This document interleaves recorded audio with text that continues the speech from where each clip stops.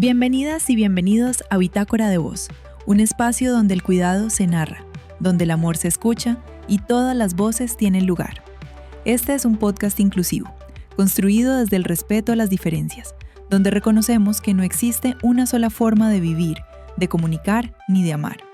Aquí reunimos testimonios de madres, cuidadoras y personas que acompañan a otras en su día a día. Esta primera temporada está dedicada a las voces de mamás que acompañan a sus hijas e hijos en el espectro autista. Historias sobre aprender otros ritmos, escuchar más allá de las palabras y construir vínculos desde el respeto, la paciencia y el amor cotidiano.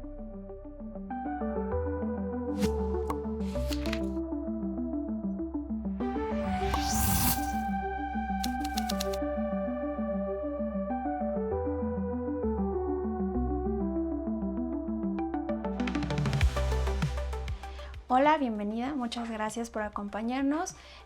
¿Cuál es tu nombre? Hola, ¿cómo estás? Muchas gracias por la invitación. Mi nombre es Araceli Canales García. Ok, muchas gracias, Araceli.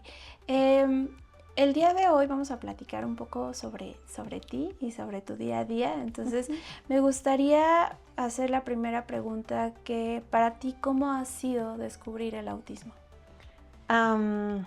Ha sido un camino muy difícil,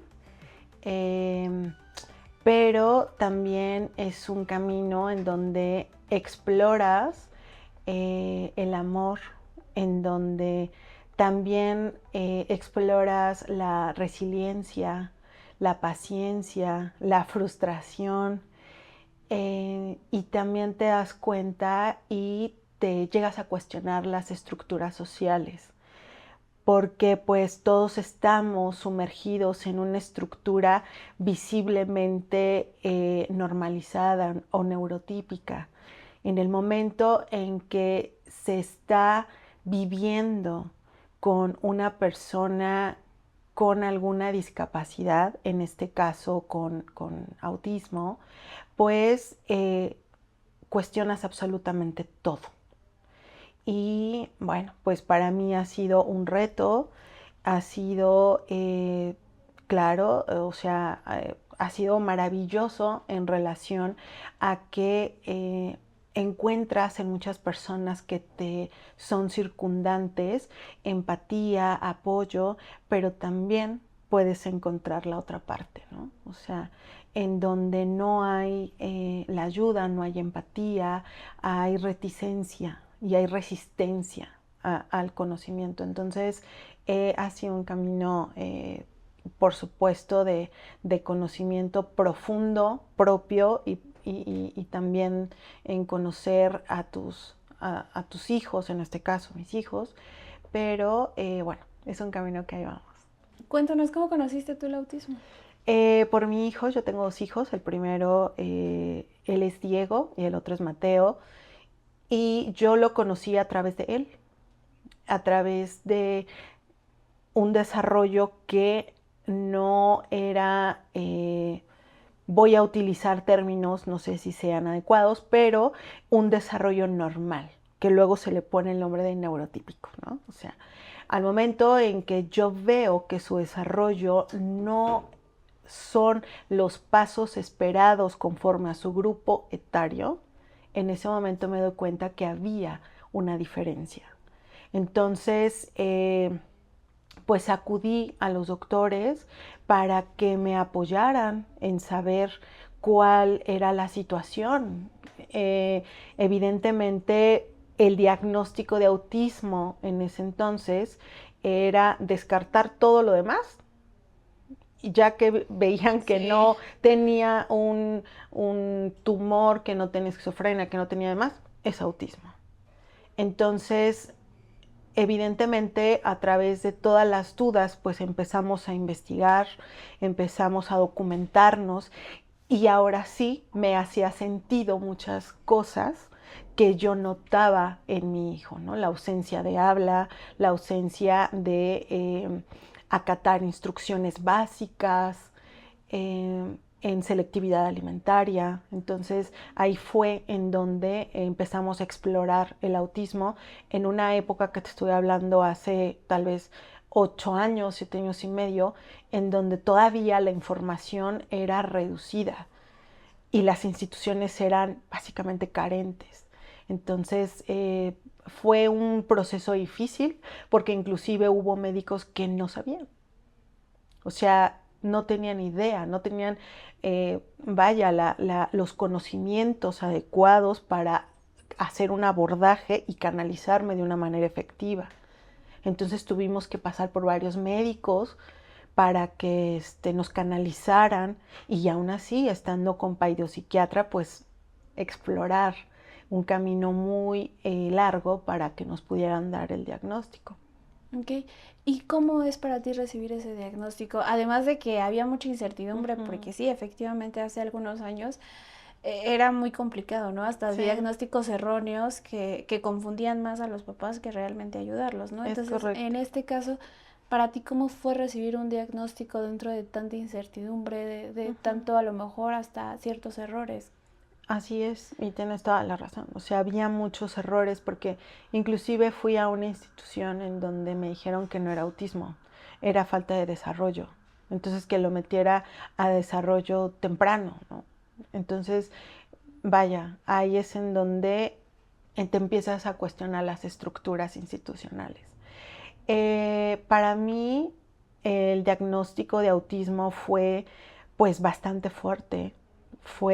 Me generó miedo, me generó incertidumbre y sobre todo hay un tema muy importante que se tiene que hablar. La mayoría de las mamás que yo he tenido oportunidad de conversar con ellas coincidimos en que vives un proceso de duelo a una expectativa, a una maternidad normalizada. Entonces, evidentemente cuando estás en etapa de gestación, pues te proyectas, ¿no? Cuando vaya con mi hijo a la escuela, cuando vayamos a tal, o sea, inclusive yo ya tenía la primaria y secundaria, ¿no? O sea, dije, aquí vamos a estar con seguro educativo, o sea, y de repente toda la estructura idealizada se va, porque no es así, no es como tú lo proyectaste. Entonces fue muy difícil porque es el duelo y las fases del duelo como tal. O sea, hay que hablar de eso, ¿no? No solamente se conoce el duelo por la pérdida de alguien, pero en este caso también es la pérdida de una expectativa. Entonces pasas igualmente por esos procesos en donde a lo mejor al principio no lo quieres aceptar y buscas otra opinión. Después te puedes enojar porque no sabes cuál es el motivo, si tú fuiste la causante de ese trastorno, que hoy en día todavía no se sabe cuál es la causa. Entonces, a través de ese camino del duelo, pues vienen muchos retos personales, en donde se pone a prueba tu paciencia, se pone a prueba tu fe incluso, a quien tú le quieras llamar, o la fe a que si tu hijo va a poder valerse por sí mismo en algún momento. Y es un reto que sobrepasa los límites que tú creías que podías. Pero esto también es maravilloso porque no solamente se habla de un por qué me está sucediendo esto. Cuando logras vencer esa barrera, ya la pregunta es diferente. Es ¿para qué y qué tengo que hacer? Tengo y debo. Y tiene que ser rápido porque claro, el tiempo sigue. El tiempo sigue, los niños están a tu responsabilidad como madre porque tú eres garante de su desarrollo. Entonces, como garante tienes la responsabilidad de ser una mujer primeramente o papás o quienes sean los cuidadores primarios, de tener la solvencia emocional, porque a través de ti ellos van a poder desarrollarse con lo que tú les puedas ofrecer, público o privado.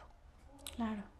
Y por ejemplo, esto que mencionabas de que tú ya tenías las escuelas elegidas, ¿qué sucedió? O sea, cuando descubres que a lo mejor esa escuela ahora no va a ser la ideal para tu hijo, ¿qué ha pasado en ese contexto escolar? Fue muy difícil, te voy a comentar. Mi hijo entra a una escuela inclusiva, en donde habían más chiquitos, pocos con trastorno del espectro autista o bien otras condiciones discapacitantes. ¿Cuál fue la situación que se vivió? Diego entra en un grupo en donde él era el único niño con autismo. Pasan los años, los niños se gradúan de kinder y se van a una escuela. Para mí fue un golpe a la realidad impresionante, porque yo quería ver a mi hijo así e ir buscando escuelas, los documentos, los trámites, pues para ya meterlos a la escuela, ¿no? En el momento en que me doy cuenta que mi realidad era otra, pues empecé a explorar a lo mejor alguna otra escuela para yo sentirme que estaba dando un paso, pero eso también ya es una situación personal.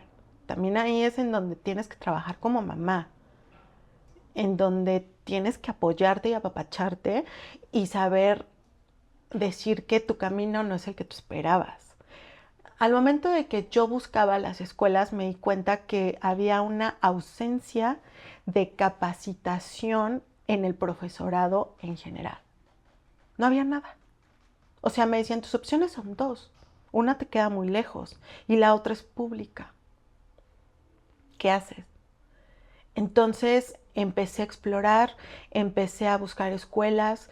En la misma escuelita donde todos se graduaron, aperturaron un grupo especial para niños con diferentes condiciones y decidimos dejarlo en esa escuela. Porque entonces ahora lo que yo buscaba era un espacio que le brindara seguridad y felicidad. Y eso era mi meta, que mi hijo esté en un lugar en donde salga feliz y en donde sé que sea un espacio seguro. Ya me voy a olvidar que sea un profesionista. Si es, qué padre, y si lo llega a ser, wow. Pero ya mi prioridad es otra. Claro. ¿Y se queda en esta escuela? Uh-huh. ¿Cuánto tiempo? Pues afortunadamente nos fue muy bien en su escuela. Las maestras muy empáticas, con conocimiento. Y se crea un proyecto increíble con la psicóloga Elisa Castañeda y crea este proyecto que se llama Mi Casita TEA, en donde nos ofrecen un espacio seguro, un espacio en donde nosotros como papás o cuidadores primarios tenemos la certeza que no solamente van a abordar situaciones o terapias que son de desarrollo básico que deben de tener nuestros niños, sino que además lo adicionan con la estructura de adquisición de conocimiento de acuerdo a su grupo etario. Entonces, fue por eso que al momento de que nace este proyecto, pues obviamente nosotros pues estábamos muy contentos porque entonces ya estaba un poco más aligerada el estrés, la carga que nosotros teníamos en la búsqueda de esto, ¿no? Y que hoy en día sigue siendo un reto para el Estado mexicano en general, Sí, porque sí, no existe, es muy poquito. Claro. ¿Qué experiencias han sido para ti transformadoras a nivel emocional, a nivel personal? ¿Cómo te percibes a través de los años que se ha transformado tú? O sea, tú como mamá, ¿cómo lo has vivido, esa transformación? Bueno, pues el camino ha sido bastante complicado porque sobre todo existen varios rubros. No solamente es yo, Araceli, mamá, en mi rol como mamá, sino que qué pasa con la Araceli que también tenía sus proyectos, que también era amiga, que también era profesionista, qué pasa con eso, ¿no? Entonces, todo este trabajo que se logra hacer a través de las redes de apoyo, pues se logra inteligir que dentro de la realidad atípica en donde vivimos, tengo que meter lo atípico a mi normalidad, lo tengo que normalizar. O sea, para poder yo desarrollarme. Ya ver todo esto va a suceder. Sí, claro, porque mis hijos son autistas. O sea, los dos. Claro, sí, yo tengo doble reto. Entonces, fue un proceso muy largo. Evidentemente, el apoyo familiar ha sido muy importante. Desde mis hermanos, evidentemente, el papá de mis hijos es el mejor papá que mis hijos pueden tener. Eso influye mucho, porque mis redes de apoyo afortunadamente son muy buenas. Y pues eso me ha ayudado a no solamente verme en mi rol como mamá, sino permitirme vivir esta situación en mi día a día y poder yo seguir laborando en mi profesión, en seguir desarrollándome académicamente. Entonces, ha sido un camino también maravilloso porque en toda mi situación, mi caminar profesional, me he encontrado con gente maravillosa. Tuve un jefe que me dejó trabajando 3 años en home office por esta situación. Y con el apoyo de todos mis compañeros, porque yo era la única en home office. Entonces, para que yo estuviera en home office, alguien más me tenía que ayudar a ejecutar una tarea y que no era su actividad. Pero la empatía surgió y eso es Sí, padrísimo. ese es el cambio, ¿no? Que Eso es parte de... Por supuesto. Entonces, a través de el conocimiento que ellos tienen de mi vivencia, pues se va haciendo algo muy bonito en relación a que yo te apuesto que mi compañera, ella ya sabe que es autismo. Sí. ¿Sí me explicó? Y se va haciendo una red maravillosa de empatía. Asimismo, también hay personas, como te comentaba, que no conocen esa palabra, por desconocimiento o por lo que sea. Pero creo que ha sido más personas buenas, más, me he encontrado con más empatía que lo contrario. ¿Qué pequeños detalles cambian tu día a día? O sea, ¿qué es lo significativo de cada día que tú digas? Este detalle hace que... Sí. Por ejemplo, vaya, simplemente hay algunos servicios que por ejemplo, ¿no? O sea, en hoteles, en protocolos de avión, en protocolos de transporte, que apenas están surgiendo. Pero a mí me ha gustado mucho, voy a poner un ejemplo, en aerolíneas en donde hemos viajado, pues no conocen el autismo. Sin embargo, llegamos y decimos, oye, ¿hay algún protocolo para niños con autismo? No, pero ¿qué necesitas? Es que necesito posiblemente que me apoyen en la línea para pasar y que no tengamos tiempos de espera sin problema y nos custodian y pasamos de forma inmediata. Eso no tienes idea, cambió todo. Sí. Porque pudimos esperar 1 hora formados, en donde mis hijos hubieran estado llorando, en donde ellos no entienden por qué tienen que estar formados. O sea, entonces todo eso cambió. Yo ya no me frustré, ya no me frustré, ya no me agobié, ya no me enojé, ya nada. Entonces, esos detalles que tienen en algunos servicios y demás, lo cambia totalmente, ¿no? Cuando tú le pides a una persona, no caridad, eso es diferente, no caridad, sino te pido el reconocimiento de que somos una familia diferente y necesitamos un apoyo diferente. Y cuando sí existe una respuesta positiva, te cambia el día. Igualmente la pediatra de mis hijos, maravillosa, ella tiene la paciencia adecuada.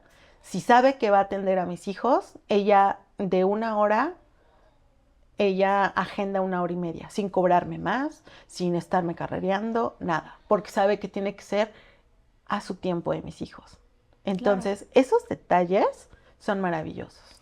¿Y qué pasa cuando no sucede? ¿Cuáles son estos mitos y prejuicios que tú puedes identificar en otras personas, ¿no? Por ejemplo, decías, es que si no mis hijos hubieran estado llorando Claro. ahora, estoy segura que no hubiera faltado quien dijo, ay, Por no supuesto. puede controlar a sus hijos, qué berrinchudos, sin saber la Sí, realidad, ¿no? sí. Esos prejuicios, esos mitos, ¿tú qué has identificado? Sí, ese tipo de situaciones en donde si alguien se tiene un desborde emocional, pues empiezan posiblemente a patalear o a gritar o a llorar, pues evidentemente la gente te mira juzgándote, ¿no? Sin saber qué hay detrás. Entonces, por supuesto que sí las hay. ¿Qué es lo que genera? A mí me genera mucha tristeza. O sea, tristeza porque así como yo, muchas mamás padecemos.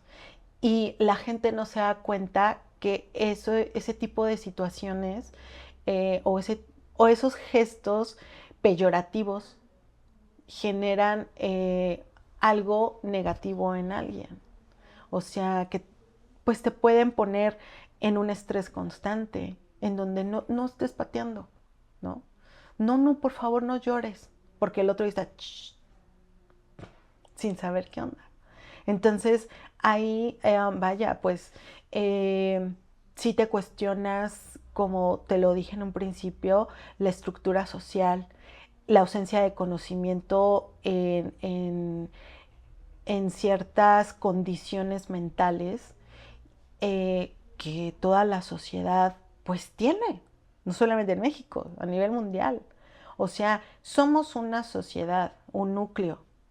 Entonces, tenemos que conocer que todos somos individuos diferentes. Y es por eso que te decía, no es caridad, es conocimiento, pertenecemos a la sociedad. Claro. ¿De alguna forma ustedes han tenido acercamiento a las artes? Por ejemplo, mi hijo, o sea, no como tal, sin embargo, a mis hijos les encanta el arte.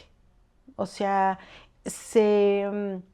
ellos inclusive han hecho 2 cuadros mismos que fue para un regalo y les encanta porque el arte, yo me he dado cuenta, para ellos es una forma de expresión y lo vuelven como una herramienta de comunicación.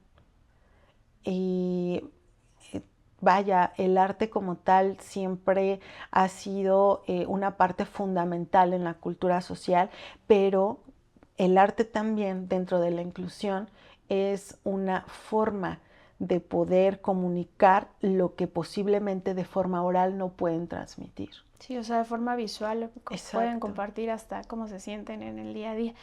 ¿Y en algún momento se ha diseñado o han tenido como algo, pues sí, diseñado específicamente para ustedes para poderse comunicar? No sé, un tablero de comunicación, algún pictograma, algo en especial. Sí, sí, correcto. Sin embargo, por eso se le llama espectro autista, porque hay algunos pequeños que logran identificar un pictograma y lo asocian directamente. Pero mis hijos no le dan sentido a un muñequito. Yo tengo que desarrollar un tablero con imágenes reales para que ellos entonces sí le den sentido a lo que yo trato de preguntarles y que ellos me respondan de esa manera. Pero por supuesto, o sea, eso es un medio alternativo de comunicación que siempre lo hemos implementado y funciona muy bien. Que en su experiencia ha sido muy aplicado. Sí, sí, ha sido aplicado. Si pudieras compartir un mensaje con la sociedad, ¿cuál sería? Pues que las personas con discapacidad, cual sea el nombre, por condición o por síndrome, o las personas con discapacidad, así como las personas cuidadoras en primer línea, pues somos parte de una sociedad y se nos tiene que visualizar de esa manera. Y hay algo muy importante para poder hablar de una inclusión real y efectiva. Tenemos que reconocer que sí hay diferencias. Mi hijo es diferente a un niño neurotípico, me guste o no me guste aceptarlo. Entonces, a través de la aceptación de esas diferencias en la adquisición de aprendizaje, en la forma de expresión, vamos a empezar a ser visible las carencias institucionales, ya sea en un sector educativo, en un sector de salud, de esparcimiento, porque entonces vamos a reconocer que esas diferencias son parte de nosotros, de toda la sociedad. Entonces, al momento en que se vaya a construir un restaurante, va a haber sí o sí un espacio seguro para personas con neurodivergencias. En restaurantes, en museos, en cines, que ya empieza, ya hay, pero es muy poca la oferta para la comunidad tan extensa que somos. Entonces, el mensaje básicamente, pues, es eso, es reconocer la diferencia para poder hacer un equilibrio en todos los derechos y el acceso a la justicia, básicamente. Okay. Pues muchísimas gracias. A ti, gracias, Ana. Fueron muchas preguntas, pero muchísima información que seguramente esperemos que transforme un poco a la sociedad que estamos viviendo. Y sí, creo que nos falta conocer más, nos falta convivir más, nos falta eliminar muchas barreras. Entonces, muchas gracias. Al contrario, gracias a ti y al proyecto que se está haciendo de forma maravillosa, porque justamente esto es lo que falta. Este tipo de proyectos que puedan ser un punto de inflexión para que la sociedad tenga conocimiento de que existimos y que somos parte de la sociedad. Muchas gracias.